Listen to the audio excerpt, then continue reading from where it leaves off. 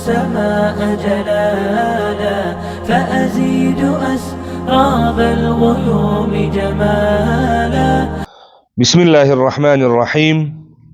الحمد لله والصلاة والسلام على رسول الله وعلى آله وأصحابه أجمعين. دلته اوس وګورئ دې مثالونو کې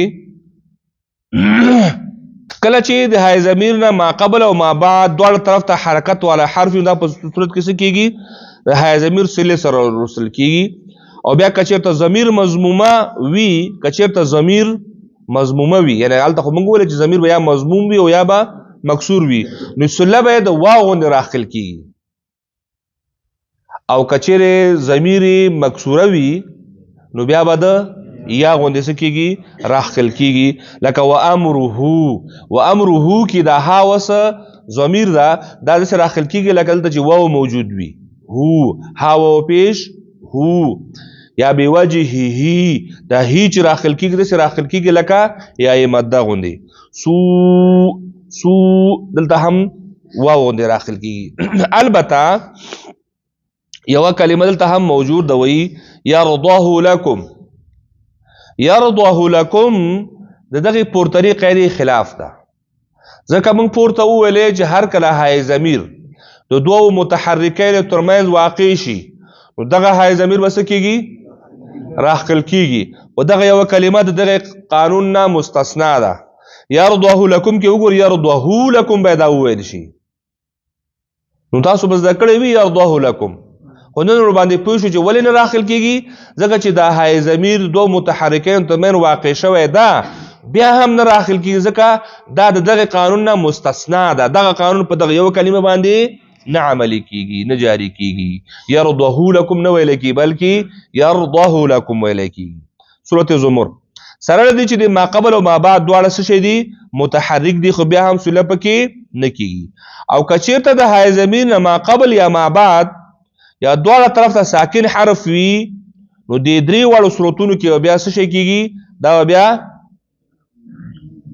نه راخل کېږي که نه، ځکه چې ما قبل او ما بعد متحرک وي نو راخل کېږي. ما قبل او ما بعد چې متحرک نه وي، یا ما قبل نه وي یا ما بعد نه وي، خو بیا خو نه راخل کېږي. لکه منه کې اوس وګورئ منه الماء. منه الماء کې دا منه کې دا ها ضمیر ها ده، خو دا ولې نه راخل کېږي؟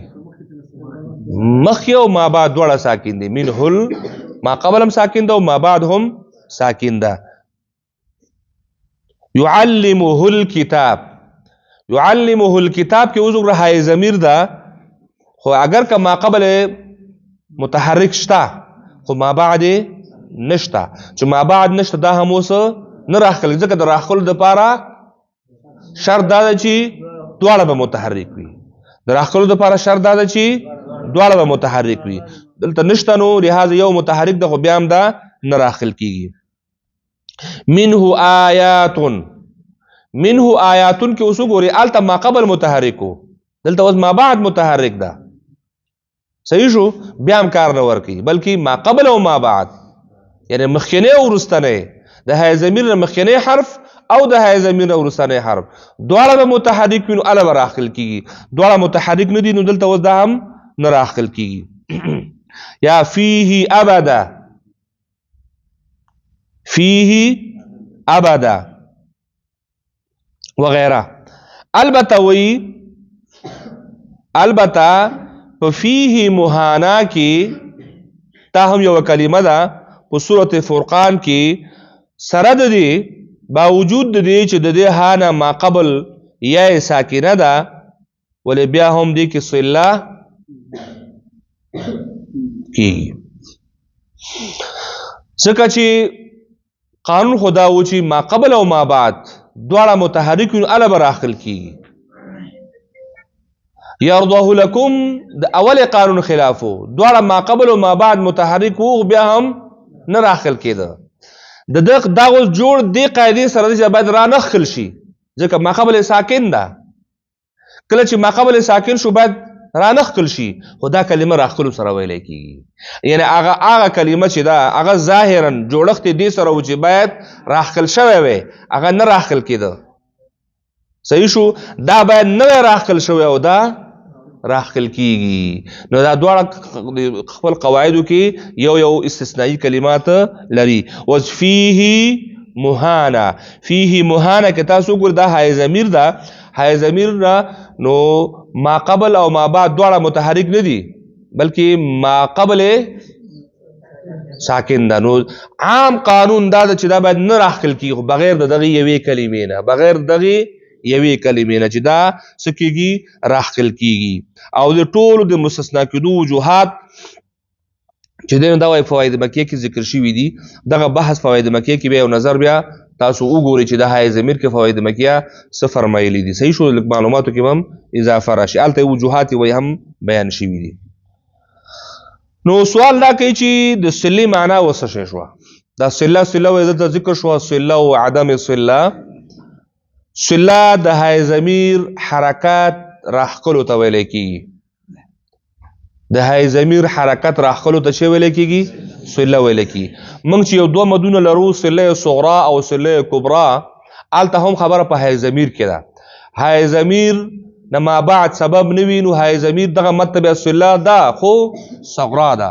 او که چېرې دغه های ضمیر نه وروسته بیا سبب هم واقع شي بیا صله کبرا ترې نه جوړه شي، ځکه مد فرعي ته لاړ شي. یا د های ضمیر حرکت راخکلو ته اشباع هم ویلی کېږي. چې اشباع عین سره اشباع هم راخکلو ته ویلی کېږي. صحیح شو. صله هم راخکل او اشباع هم راخکل. ځینې کتابونو کې به تاسو کېدای شي داسې راشي چې دا د صلې سره ویلی کېږي. ځینې کتابونو کې به تاسو د صلې په ځای باندې د اشباع کلمه کارېدلې وي. نو هلته به ورخطا کېږي نه چې اشباع پکې څه شی ده. صله هم راخکل دي او اشباع هم راخکل دي. بس دا راخکلو سره ویلی کېږي. او داسې راخکل چې واو که زومه وي، واو معروف غوندې آواز وباسي لکه انه، خو معروف واو پکې راښکاره شي په دې راخکلو کې. او که چېرته یې مکسور وي نو د یا معروفه غوندې یعنې مجهوله نه وي چې کیفیت معلوم نه وي لکه رسوله یا وجهه، دغسې باید دا پوره راخکلی شي او دغه راخکلو ته د صله یا اشباع ویلی کېږي. بل سوال دا کوي چې آیا په های ضمیر کې صله وقف او وصل دواړو حالاتو کې کېږي یا که صرف په وصل کې کېږي؟ دغه سوال واضحه ده. دا په وصل کې کېږي ځکه حرکت تعلق د وصل سره ده. کله چې ته وقف وکړې نو حرکت باندې څه کېږي؟ حرکت ختمیږي. نو چې کله حرکت ختم شو نو صله به د کوم ځای نه پاتې شي. کله چې حرکت ختم شو صله خو به نه پاتې کېږي. او دې وجې نه دغه صله چې ده په های ضمیر کې صله دا په وقف کې نه کېږي بلکې په وقف کې څه کېږي؟ دا ختمیږي. ځکه ختمیږي چې حرکت یې ختمیږي. لکه مثلا ذلك لمن خشي ربه، دا اصل کې ربه ده. ربه صله څه شوه؟ ختمه شوه ځکه چې وقف ور باندې وشو. نو های ضمیر راخکل چې دی نو په وقف کې نه کېږي، یوازې او یوازې په صله باندې کېږي. اوس آخر کې یو سوال مطرح کړی دی. وایي سوال دا ده، دې سوال ته وګورئ څه کلمات درښودلي دي. ما نفقه سورة هود، لئن لم تنتهي درې ځایه په سورة شعراء کې، سورة مریم کې دا ځایونه ښودلي دي ښه. او لئن لم ينتهي په سورة علق کې، فواکه سورة مؤمن کې او سورة صافات کې. آیا د دې کلماتو په ها کې به هم صله کېږي؟ وامرده دغه څلور کلمات د ذکر کې دا څو ځایونو راغلي، درسونه یې ښودلي دي هلته. ما نفقه په سورة هود کې راغلی په 8 رکوع کې، لئن لم تنتهي درې ځایه راغلی په سورة شعراء کې او سورة مریم کې، او لئن لم ينتهي په سورة علق کې او سورة مؤمن کې دا بل کلمه راغلی ده فواکه. نو دا کلمات چې دي آیا په دې کې چې کوم دا ها ده دې کې به هم صله کېږي او که نه؟ جواب نه ده، نه، ځکه دا های ضمیر نه ده. شکلا هم داسې ښکاري ما نفقهو شکل نمده چې ښکاري چې دا به های ضمیر وي یا مثلا لئن لم تنتهي دا چې ښکاري لئن لم تن د پر کلمه دا ها خو یو اضافي ټکی ده کنه ها خو ضمیر ده ها د کلمې په معنا باندې اثر نه غورځي صرف یو کلمه یو چاته راجع کوي لکه کتاب یو کلمه ده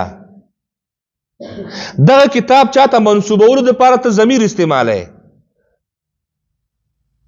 نو مفرد غائب مذکر د پاره ها استعماليږي کتاب هو نو دلته چې په دې کلماتو کې چې کوم ها ده دا های ضمیر نه ده بلکې دا نفس د کلمې نه ده یعنی دغه های نه بغیر دغه کلمات مکمل نه دي نو هغه جز د کلمې ده که دلته های ضمیر راځي نو یو بل ها به ورسره راځي نه دا ها خپله د کلمې جز ده صحیح شو نو دلته وایي چې نه د دې لپاره چې په دې کلماتو کې چې کوم ها ده هغه د ضمیر ها نه ده بلکې نفس کلمې څخه ده دا د کلمې یو برخه ده د کلمې یو جز ده په دا شان چې نفقهو او فواکهو کې خود اللام کلمې څخه ده او تنتهي او انتهي کې د عین کلمې څخه ده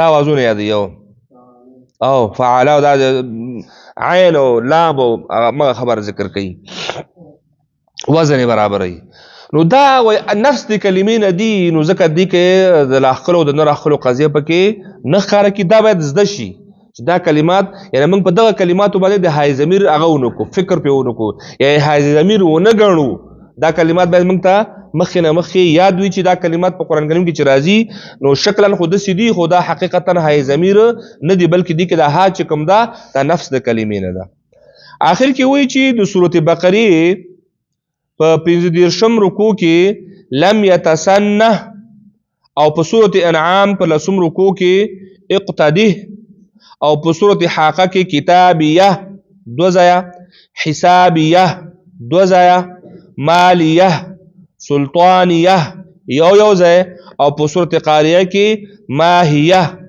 دې نه کلماتو کې چې کوم ها ده او د دې څه حکم ده او دا ولې راوړل کیږي نه کلمات د تنور خودل ابرنه 15 کلمات چون هغه درته ول چې هغه کې نفس کلمه ده هغه نه راخل کی های ضمیر نه ده دا نه کلمات چې نور دي نو د دا ها دا وس کومه ها ده د څه حکم ده په دوی کې های سکته ده دغه ها چې ده دا د سکته ها ده وي او دا د کلمې د آخري حرف د حرکت ظاهرولو لپاره راوړل کیږي د کلمې د آخري حرف د حرکت د ښکارا کولو د لپاره شي کیږي راوړل کیږي چې دا باید کدا ونشو نو آخري حرف څه کیږي ختميږي او د دې حکم دا ده چې دا د وقف او وصل په دواړو حالاتو کې ساکن لوستل کیږي وقف او وصل په دواړو حالاتو کې ساکن لوستل کیږي وقف کې خو اصل هر حرکت ساکن لوستل کیږي نو وصل کې په دوی کې بیا سکته ده نو سکته هم خبره ورسېدلې کنه نو سکته کې وسه کې یوازې आवाज قطع کول او بیرته شروع کول دي ساکن لوستل کیږي په دا شان چې دوی کلماتو باندې خوا که تاسو وقف کوئ او که د مابا سره یو ځای وي دا هابه په ما حالت کې څه کیږي ساکن لوستل کیږي په هر حالت کې وقف حالت کې هم ساکن او وصل حالت کې هم ساکن او په دوی کې د دې خبرې خیال ساتل وای هم په کار دي او ضروری دي چې دا خپل پوره صفاتو سره ادا شي هیڅ شی پکې کم نشي ځینې خلک دا په الف سره بدلوي حسابیه مالیه هلك عني سلطانیه ها سره بدلیږي نه مالیه هلك عني سلطانیه صحیح شو یا ماهیه ګوره ماهیه آخر کې ببل ها وای یا پورا ها ور تر څنګه شي ښکارا شي دا په بل حرف باندې بدلول یا متحرک کول دا شی دی بالکل غلط دی او په دوی کې د مالیه سره متعلق یو قاعده د ادغام په بحث کې هم تیر شوی و یادم دي کنه ادغام په بحث کې تیر شوی چې دلته ور سره سکته کول واسي دي دا لازمي دي اظهار مع السکته نو مالی هلک عنی، مالی هلک عنی سلطانیا. دلته ورسره چې دی نو مدغمیږي، مالی هلک عنی، نو دا ورسره هم هلته ذکر شوی وه. نو انشاءالله چې دې سره به دا موضوع واضح شوي چې دا هغه کلمات دي چې د دوی واقعا ګوره دقه نقطه ده. اوس داسې ته هر یو وګورې که دلته اوس مالیه حسابیه کې دا حرکت واضحه نه شي نو دلته دا حرف د ختمېدو خطر پکې موجود ده، یا مکمل ختمیږي او یا په الف باندې بدلیږي. دا باید نه مکمل ختم شي او نه په الف باندې بدل شي، بلکې د خپلو ټولو صفاتو سره واضحه وویل شي. دا کلمات زه ته بېلې درته په نښه کړي، دغه 9 کلمات دي، دې کې لږ احتیاط پکار ده په وخت ادا کولو کې، نه دا ختم شي او نه په بل حرکت باندې بدل شي.